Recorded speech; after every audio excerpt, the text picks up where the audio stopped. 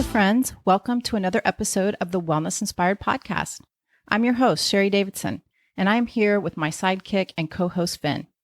Finn is my terrier mix rescue dog, and I have not spent much time talking about him, but he is a part of this podcast because he is a huge part of my life, and he has had a big impact on my health and wellness. I adopted him, or he adopted me, in 2012. So we have been together for a while, and he does everything with me, including this podcast. Well, everything he can do with me. My favorite thing to do with him is trail run. It is a win-win experience. He is so happy out there. He's running around with a big smile on his face. It just makes my heart happy when we're able to get out there together. Last weekend, we made it out to the trails with a friend, and hopefully we'll get out there this weekend too. We have to take advantage of this cooler weather before it gets too hot, because it gets hot here in Texas. He's getting older and it's too much for him. So you will be hearing more about him throughout the podcast. In fact, I have invited my vet on to talk about pet wellness. And in Q is an episode on the healing benefits of dogs. So I hope you join us. All right. If you missed the last episode, check it out. I had a great conversation with Istra Bauza. She is an Ironman certified coach and a USMS swimming instructor, lifestyle coach, and soon-to-be graduate with a master's in clinical mental health counseling. And Istra is on a mission to empower women through multisports. In this episode, we talk about the benefits multisports can have on your physical and mental health. Check it out if you have not listened, and let me know your thoughts. In the last episode, I mentioned I was going to sit down with Kimberly Phipps-Nickel and talk about biophilic design. Unfortunately, we had to reschedule the recording for next week. So that episode is coming up, and I am super excited about it. Our environment can have a huge impact on our health and wellness. Kimberly is a commercial interior designer and owns Houston Hemporium, a boutique specializing in everything hemp, clothing, textiles, high-quality CBD goods. It will be a great conversation, so please tune in. All right. That's it. Let's jump into our topic of the day, embracing a Wabi Sabi lifestyle for wellness. I was talking to a friend on a run over the weekend, and I was saying how nice it has been generating content for this podcast because I get to revisit my design years and the things that inspired me during that time period. And it has been super fun to take those inspirations and weave them into what I'm doing today in the health and wellness space. The crazy part is how well they relate.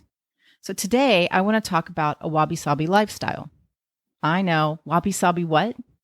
If you've never heard of Wabi Sabi, it is the Japanese art of appreciating the beauty of things imperfect, impermanent, and incomplete.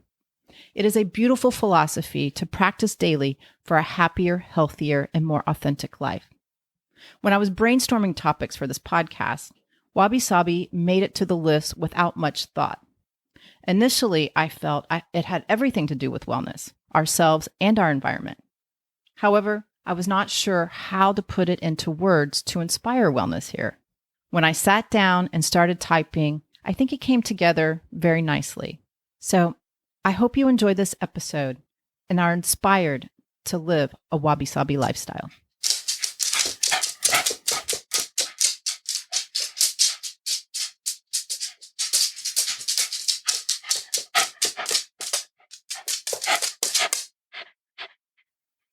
When I was in design school, I had a love for Japanese wooden houses, aesthetically, conceptually, and philosophically, and I still do. In appreciation of these homes, I came across the book Wabi Sabi for Artists, Designers, Poets, and Philosophers by Leonard Cohen, and I'll put that in the show notes. Japanese wooden houses and this book inspired a lot of my work in school and my life, and it still does. I would look at pictures of these beautiful homes and feel at peace and connected. It was a place I wanted to be. They were simple, elegant, natural, minimal, and clean.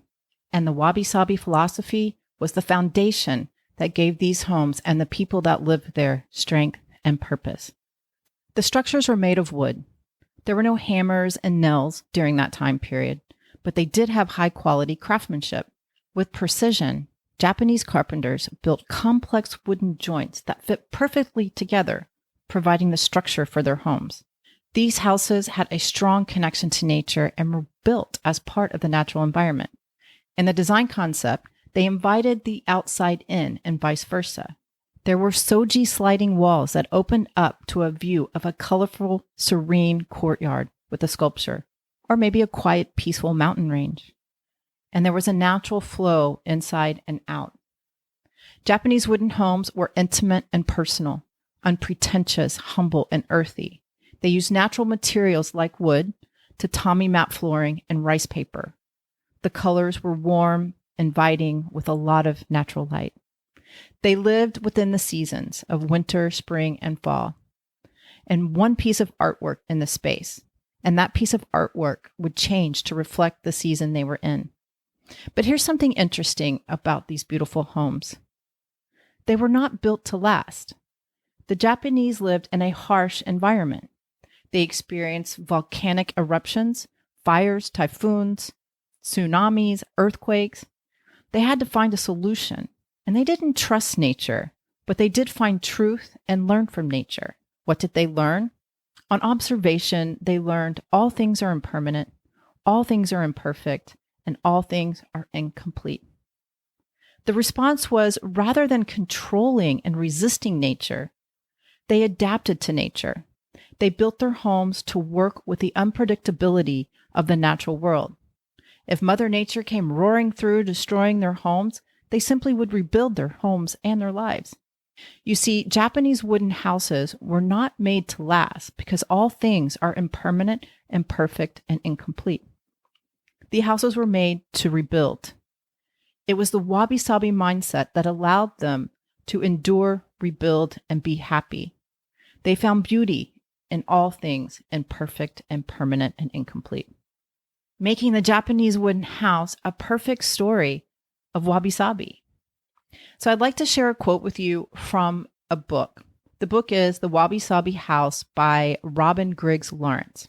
She says it very well, and this is what she says. Pared down to its barest essence, Wabi Sabi is the Japanese art of finding beauty in the imperfection and profundity in nature, of accepting the natural cycle of growth, decay, and death. It is simple, slow, and uncluttered, and reveres authenticity above all. Wabi Sabi is flea markets, not warehouse stores. Aged wood, not pergo. Rice paper, not glass.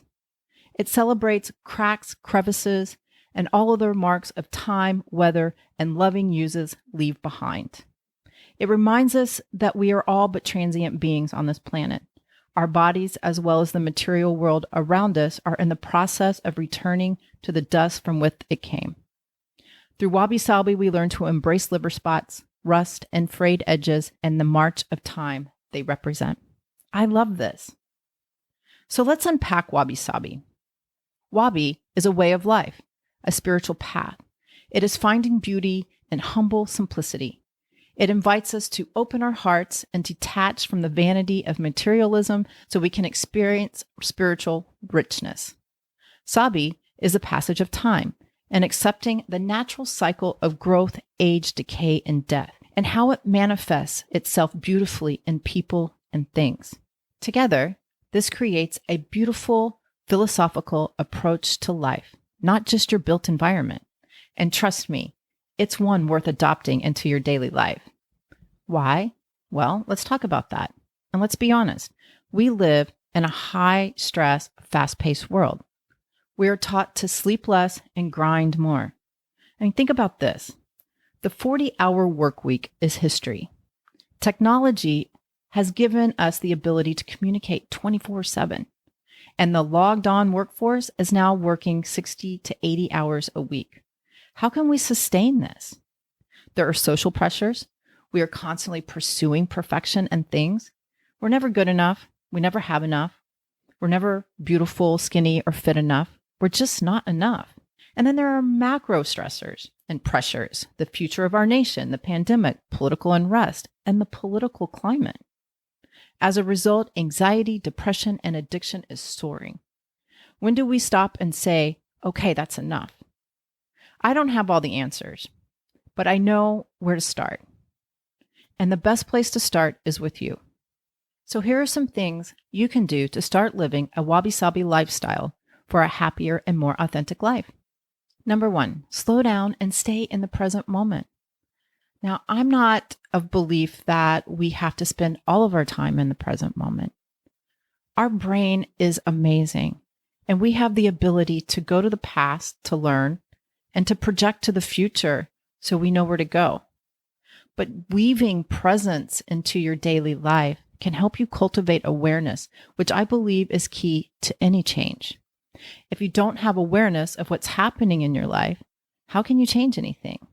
How can you test and measure to see what's working and what's not working? By slowing down and grounding yourself in the present moment, you are cultivating the awareness you need to make positive change. Sometimes you become aware of something in your situation you don't like. That's okay. Remember, we're not perfect. But if it's too overwhelming and you still want to do the work, please reach out to a professional, a family, or friend. I'm sure they'd be happy to help.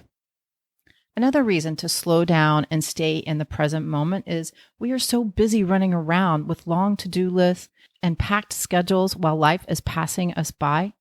Then we wake up one day and wonder where all the time is gone. I think we can all agree that life slowed down a lot during the pandemic. And there was a lot of talk about the benefits of reduced schedules and the reduced to-do lists. But now things are ramping back up. So what do? I'm conflicted. There are so many things I want to accomplish and so many people I value hanging out with. But many times it feels like I don't have enough time and that my life is rushing by. And I have to say, I am grateful I have meaningful work, hobbies, family, and friends. I love it all. So the question is, how can I better manage my day to slow down and be more present? Well, I try to minimize my schedule and activities to focus only what's most important to me. Also, I found staying out of my head and engaged in what I'm doing throughout my day can slow things down because I'm not off to the next thing while I'm doing the present activity. So I find this helps me a lot. You might have to do some self-discovery to see what works for you. You can give this a shot. Maybe it'll work for you too. Another thing you can do is to simplify your life. We have so many things we don't need weighing us down. Get rid of what you don't need. Declutter your space, end toxic relationships, and get rid of bad habits, unnecessary to-dos, useless expenses, and unhealthy behaviors. Do the work, discover what really matters to you, and concentrate on that and let the rest go. You'll feel happy and more alive if you can be content with less. Number 3, accept the inevitable and accept what is in your life. You'll find freedom and growth by doing this. When you accept all the good and bad things life throws at you, whether in your control or out of your control, you will find freedom and acceptance, and if you choose, an opportunity for growth from your wins, challenges, and struggles. We all just had a big lesson in accepting what is during COVID. There are many days I would sit at home or at the clinic thinking, okay, this is where you are. This is out of your control. So how can you learn and move forward from where you are right now? I can't tell you how many times I had that conversation with myself. And I must say, some really great ideas and actions came from that question, like this podcast. Okay, number 4, remember nothing is perfect or complete. Many people are perfectionists today. But think about it. Do you really want to be perfect? To be perfect is to be complete. And you are never complete. The universe is not complete. It is in a never-ending state of becoming and dissolving.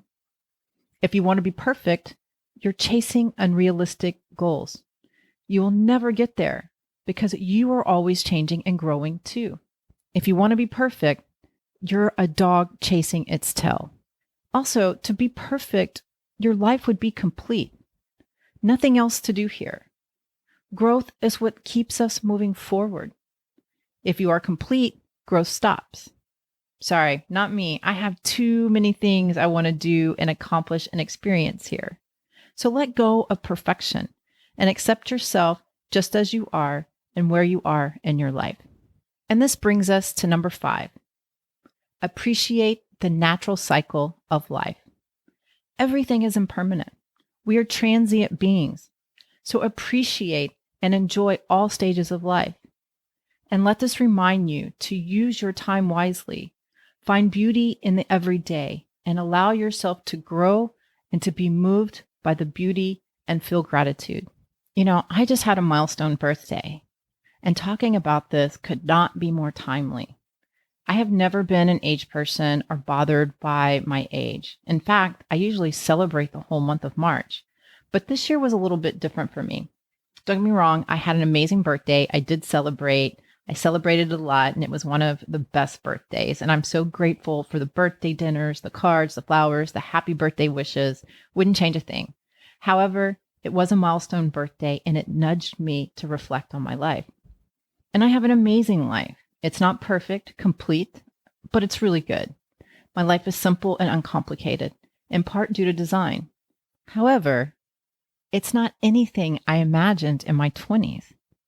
But that's okay. It's been fun to look back and see my journey, my decisions, and how I got to where I am today. But I think the hardest part for me getting older is the changes in my body. I'm an athlete.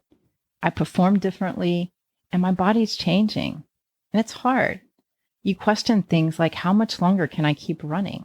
So this year, I had to sit down and have a heart-to-heart talk with myself. Part of my vision is having a long life, growing old gracefully with vitality. And if I want to do this, I have to accept getting older. It's part of the natural process, and it's inevitable. So I have to accept and find the beauty in what is.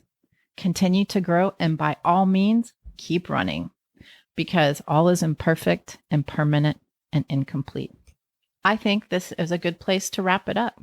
So I'll leave you with a quote out of Beth Kimpton's book, Wabi Sabi, Japanese Wisdom for a Perfect Imperfect Life. Put simply, Wabi Sabi gives you permission to be yourself. It encourages you to do your best, but not make yourself ill in pursuit of an unattainable goal of perfection. It gently motions you to relax, slow down, and enjoy your life. And it shows you that beauty can be found in the most unlikely of places, making every day a doorway of delight.